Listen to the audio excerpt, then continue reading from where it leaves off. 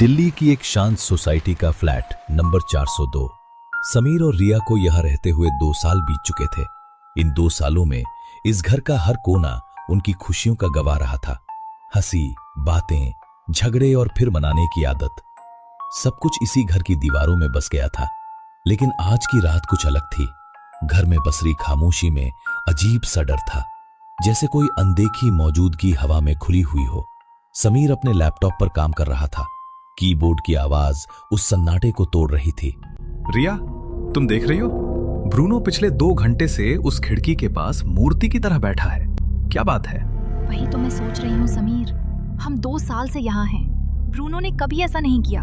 देखो ना, उसकी आंखें कैसे उस खिड़की के बाहर अंधेरे में गड़ी हुई हैं, जैसे वहाँ कोई खड़ा हो। अरे रिया, कोई बिल्ली बिल्ली होगी, बेकार में डर रही हो तुम। 2 साल में पहली बार इस घर से डर लग रहा है। साफ है तुम थक गई हो। वो लैपटॉप बंद करते हुए उठा। चलो सो जाते हैं, सुबह सब ठीक लगेगा। रिया ने कुछ कहने के लिए मुंह खोला, फिर चुप रह गई।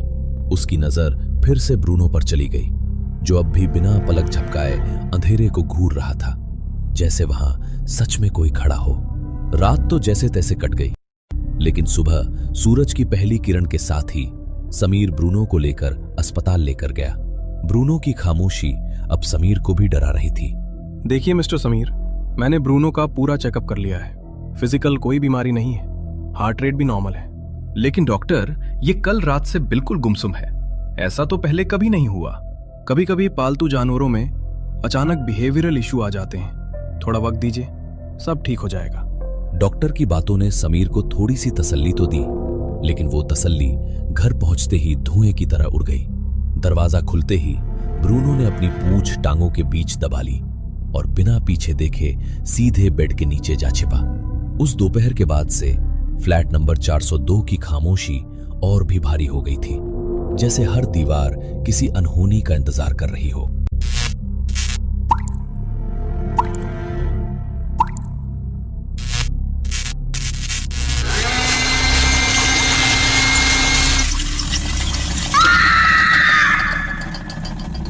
रिया की चीख सुनते ही समीर घबराकर किचन की तरफ दौड़ पड़ा।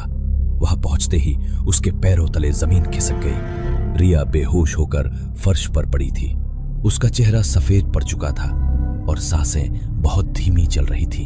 समीर ने बिना एक पल गवाए उसे गोद में उठाया और जल्दी से बेडरूम में ले जाकर बिस्तर पर लिटा दिया। उसने पास रखा पानी का गिलास उठाया और उंगलियों से रिया के चेहरे पर हल्की हल्की बूंदें छिड़कने लगा। कुछ सेकंड बाद रिया की पलकों में हल्की सी हरकत हुई। उसने धीरे धीरे आंखें खोली और समीर को सारी हकीकत बताई। समीर अब सब कुछ समझ चुका था। ब्रूनो का यूं डर जाना कोई बिहेवियरल इशू नहीं था और रिया के साथ जो हुआ वो भी बिल्कुल सामान्य नहीं था।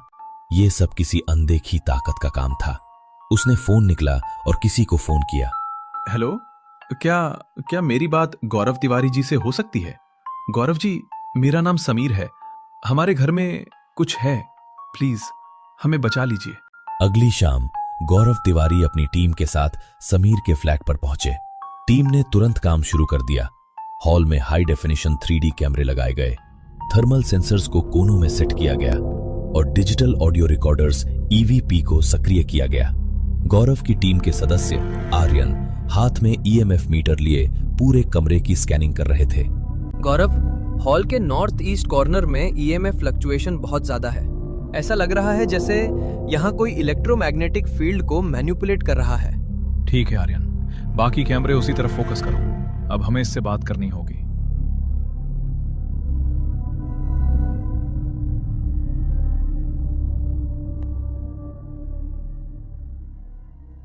उन्होंने डिवाइस सेट किया और गौरव ने अपना इन्वेस्टिगेशन शुरू किया। अगर यहाँ कोई ऊर्जा मौजूद है तो क्या आप हमसे बात करना चाहेंगे? हमने यहाँ एक डिवाइस रखा है। अगर आपका जवाब हाँ है तो एक बार बीप करें, अगर ना है तो 2 बार। समीर, इसने जवाब दिया। आप जो भी हो, क्या आप इस घर में पहले से रहते हैं? क्या आप समीर या रिया को जानते हैं? क्या आप यहाँ किसी और की वजह से आए हैं? गौरव का इतना कहते ही अचानक बीप की आवाज तेज हो गई और डिवाइस बिना रुके बजने लगता है। गौरव, ईएमएफ मीटर की बैटरी अचानक ड्रेन हो रही है। 90% से सीधे 5%। सारे कैमरे एक साथ बंद हो रहे हैं। तभी ब्रूनो जोर से कराहने लगा और तभी समीर की मोबाइल की रिंग बजी। फोन टेबल पर रखा था। जैसे ही उसने फोन उठाया, अरे ये इतना गर्म कैसे है? उसने झट से फोन हाथ से फेंक दिया। गौरव ने बिना कुछ कहे रुमाल निकाला, उसी से फोन को उठाया और धीरे धीरे कान के पास लेकर फोन से आने वाली आवाज सुनने की कोशिश करने लगा। लेकिन तभी ब्रूनो बेहोश होकर गिर पड़ा।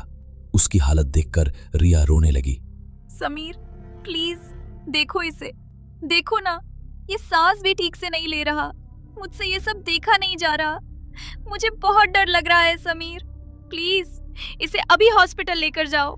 समीर ब्रूनो को उठाकर हॉस्पिटल के लिए निकल जाता है। घर में अब भारी सन्नाटा है। गौरव तिवारी हाथ में टॉर्च लिए उस खिड़की की ओर बढ़ते हैं जहां अब कोहरे के पीछे एक नौजवान का साया साफ दिखने लगा था। गौरव को एहसास हो चुका था कि ये कोई साधारण रूह नहीं है। गौरव ने मन में कुछ सोचा और रिया से कहा, रिया, हमें मकान मालिक से अभी मिलना होगा। लेकिन इस वक्त? हाँ, इसी वक्त, क्योंकि अब जो कुछ भी यहाँ है वो छिपने के मूड में नहीं है। वो खुद सामने आना चाहता है। और अगर हमें जिंदा रहना है तो हमें ये जानना ही होगा कि इस घर में पहले आखिर हुआ क्या था। गौरव, रिया और आर्यन तीनों गाड़ी में बैठकर मकान मालिक के घर गए।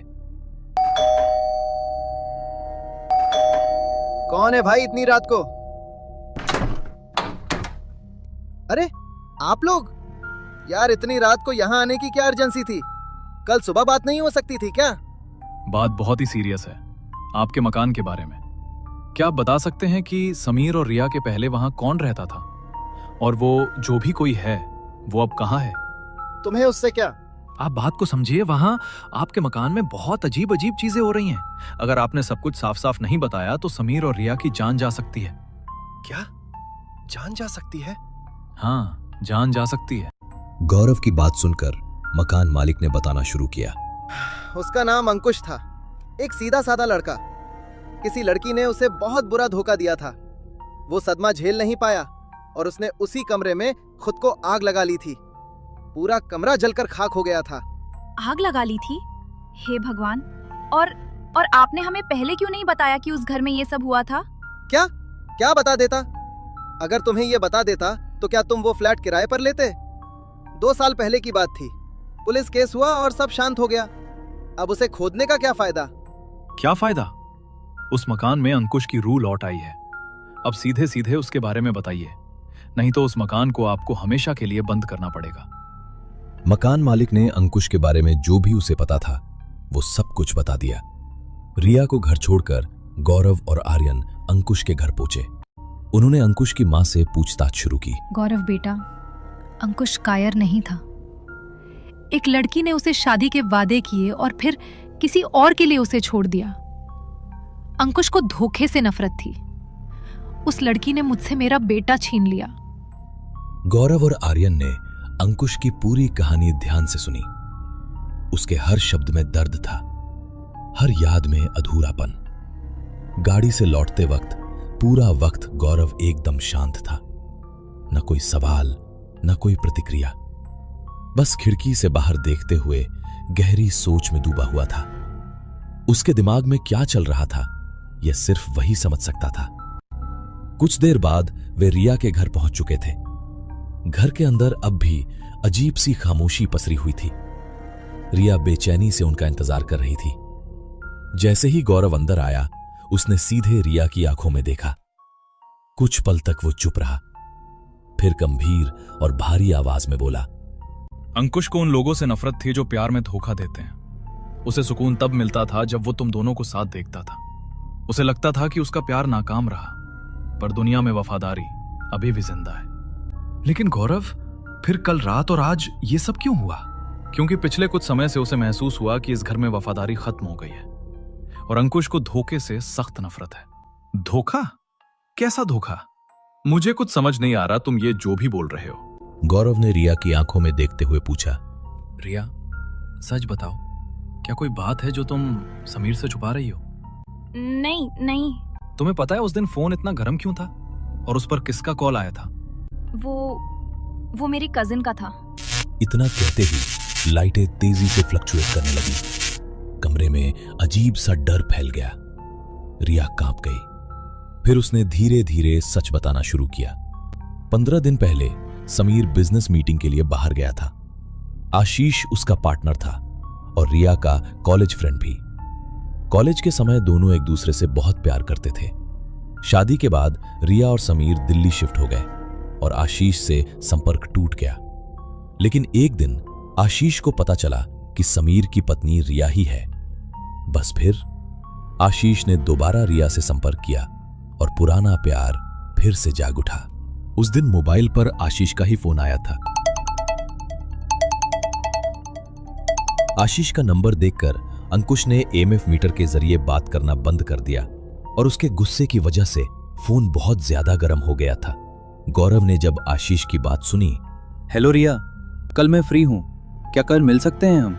तो गौरव को तभी यकीन हो गया था कि 2 साल से शांति सुकून से भरे घर में अचानक से ऐसी सारी घटनाएं कैसे शुरू हो गई। रिया, तुम्हें लगा ये किसी को पता नहीं चलेगा, लेकिन अंकुश की रूह ये सब देख रही थी। इस धोखे की वजह से अंकुश ने तुम्हें तकलीफ देना शुरू किया। रिया, ये तुम क्या बोल रही हो? बोलो कि ये झूठ है। नहीं समीर, ये सब सच है। मुझे माफ कर दो समीर, प्लीज मुझे माफ कर दो। रिया और समीर के बीच बहस बढ़ती जा रही थी। समीर के मन में गुस्सा और दर्द दोनों थे। वो रिया को माफ करने के लिए तैयार नहीं था। आखिरकार उसने तलाक की बात कह दी। उसी क्षण घर की लाइट्स फिर से फ्लक्चुएट करने लगी। तभी गौरव ने बीच में आकर कहा, बस करो तुम दोनों। अंकुश नहीं चाहता कि तुम लोग अलग हो जाओ और रिया को अपने किए पर सच में पछतावा है। कहते हैं पछतावे की अग्नि इंसान की अंतरात्मा को शुद्ध कर देती है। रिया का मन भी उसी आग में जल रहा था। उसकी आंखों में सच्चा पछतावा साफ झलक रहा था। समीर का दिल पिघल गया। उसने रिया को माफ कर दिया और उसे अपनाने का फैसला किया। उस दिन के बाद अंकुश की आत्मा ने उन्हें कभी परेशान नहीं किया।